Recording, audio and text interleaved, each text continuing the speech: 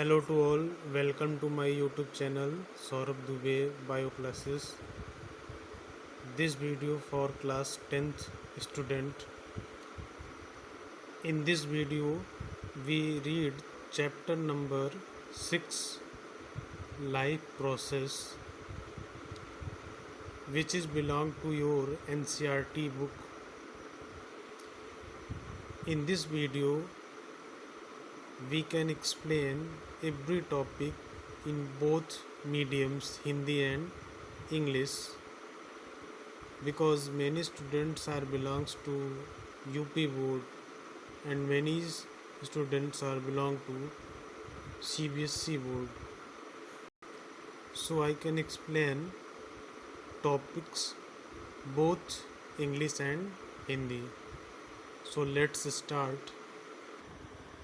Life process, जैविक प्रक्रियाएं. Firstly we define the definition of life process. We can understand what is life process. सबसे पहले हम समझेंगे कि ये लाइफ प्रोसेस होता क्या है. How we can define the life process. Life process means the basic functions performed by living organism to maintain their life on this earth are called life processes. It can be include nutrition, respiration, transport and excretion, control and coordination, growth, movement and reproduction. All of these life processes. We can also say the basic important activities performed by an organism to withstand life are called life processes. These processes help an organism to survive. We can also say that the essential process which is performed by living organism to maintain their continuity of life is called life process. ऐसी प्रक्रियाएं जो जीवन को सुचारू रूप से चलाने के लिए या जीवन की निरंतरता को बनाए रखने के लिए आवश्यक होती हैं उनको जैविक प्रक्रियाएं या लाइफ प्रोसेस कहा जाता है. There are many processes which includes in life process. For the example, nutrition, respiration, transport, excretion, control and coordination, growth, movement and reproduction. हम बारी बारी से ये सारे प्रोसेस को पढ़ेंगे, but firstly we define living and non-living. Before discussing these topics, we can understand what is the difference between living and non-living things. यहाँ पे हम कुछ कैरेक्टर्स को डिस्कस करेंगे लिविंग और नॉन लिविंग थिंग्स के.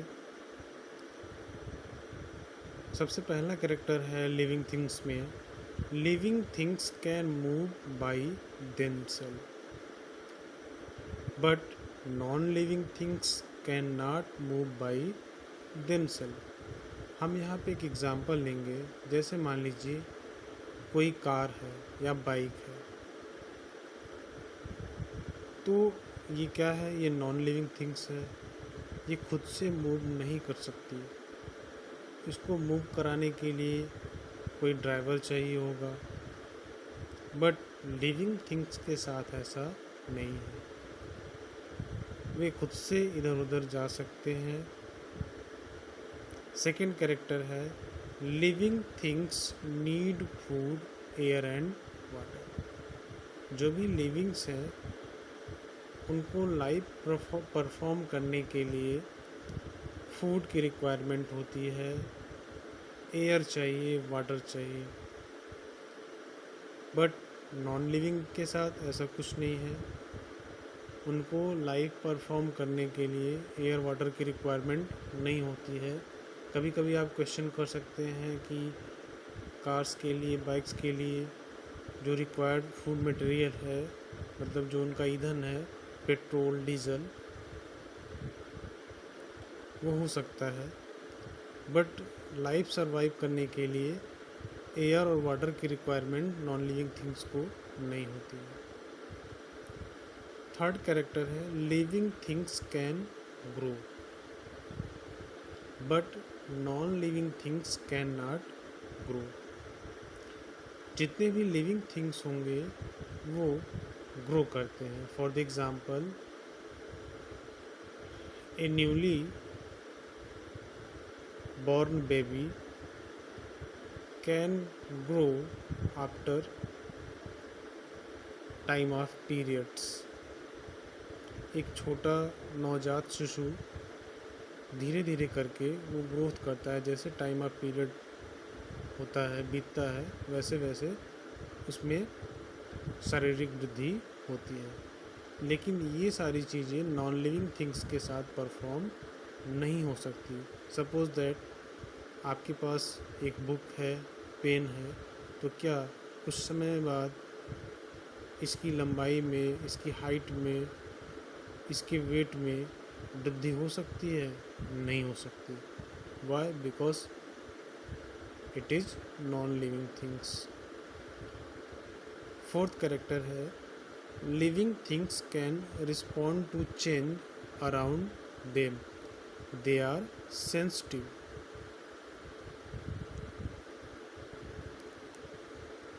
You can say living things has a power of self-consciousness. They have the power of thinking. They can think what is good, what is bad. Living things के पास, जो भी सजीव हैं, उनके पास ये क्षमता होती है, वो सोच सकते हैं, वो सेंसिटिव होते हैं, उनके चारों तरफ जो भी प्रक्रियाएं हो रही हैं उसके अगेंस्ट वो रिस्पॉन्स देते हैं, क्या अच्छा है, क्या बुरा है।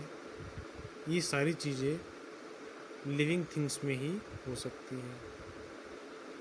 But non living things are not sensitive to their surrounding.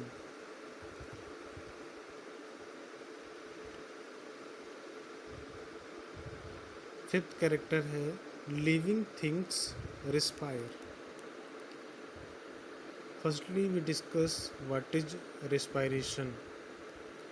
Respiration means oxidation of food, and after this oxidation energy is released which is used for their vital activities.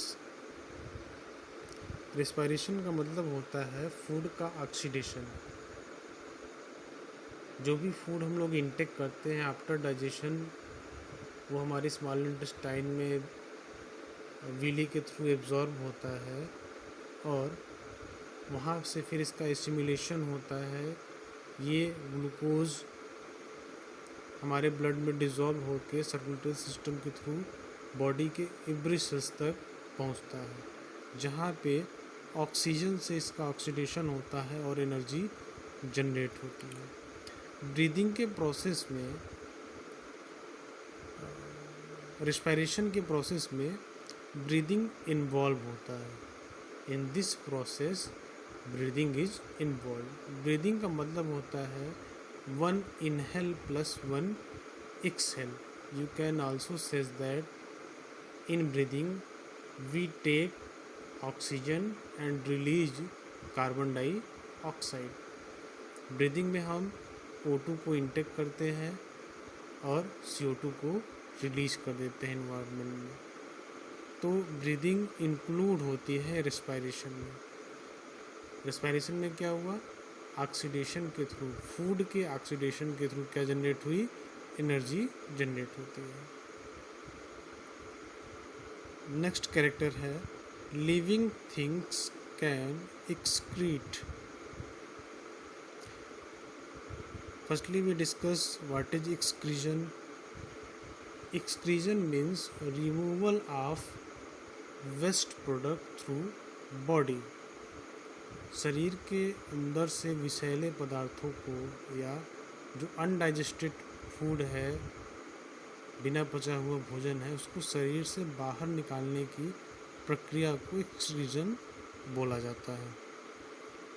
ये भी लिविंग थिंग का एक character है. Next character है living things can reproduce.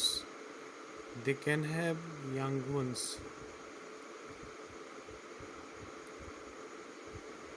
जितने भी living things होते हैं they have the power of reproduction. They can produce young ones less or more like themselves. अभी आप आगे के क्लासेस में पढ़ेंगे, आगे के चैप्टर्स में भी पढ़ेंगे रिप्रोडक्शन के बारे में. तो इसमें आपको बताया जाएगा कि every living things has power to produce young ones. जितने भी लिविंग थिंग्स होते हैं उनके पास क्षमता होती है कि वो अपने ही जैसे यंग वंस को प्रोड्यूस कर सके, जन्म दे सके. रिप्रोडक्शन 2 टाइप्स के होते हैं. First is asexual reproduction and second is sexual reproduction. अभी मैंने कहा जो यंग वंस प्रोड्यूस होगा वो लेस और मोर सिमिलर हो सकता है पेरेंट के. तो यहाँ पे लेस और मोर का मतलब होगा जैसे कि क्या होता है, अगर रिप्रोडक्शन एसेक्सुअल टाइप का है तो उस कंडीशन में जो ऑफस्प्रिंग होगी, यंग वंस होगा, वो पेरेंट के आइडेंटिकल होगा. But in case of sexual reproduction जो भी ऑर्गेनिज्म होगा वो एग्जैक्ट कॉपी नहीं होता पेरेंट के. वहाँ पे कुछ वेरिएशंस देखने को मिल जाएंगे. तो एसेक्सुअल रिप्रोडक्शन के थ्रू जो ऑफस्प्रिंग जनरेट होगी वो तो मोर सिमिलर होगी पेरेंट के. बट सेक्सुअल रिप्रोडक्शन के थ्रू जो भी ऑर्गेनिज्म जनरेट होगा वो लेस सिमिलर होता है पेरेंट के. क्यों?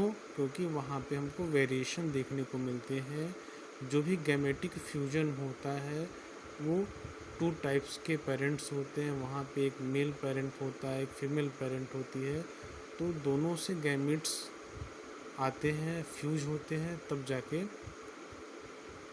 एम्ब्रियो का डेवलपमेंट होता है. तो वहाँ पे कैरेक्टर जो है वो मेल कैंडिडेट और फीमेल कैंडिडेट दोनों से आते हैं, इसलिए वो पेरेंट के लिए आइडेंटिकल नहीं होते.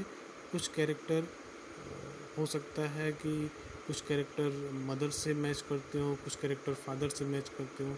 But in case of asexual reproduction वहाँ पे जो भी ऑफस्प्रिंग जनरेट होगी वो मोर सिमिलर होते हैं अपने पेरेंट के. उनमें वेरिएशन देखने को नहीं मिलता.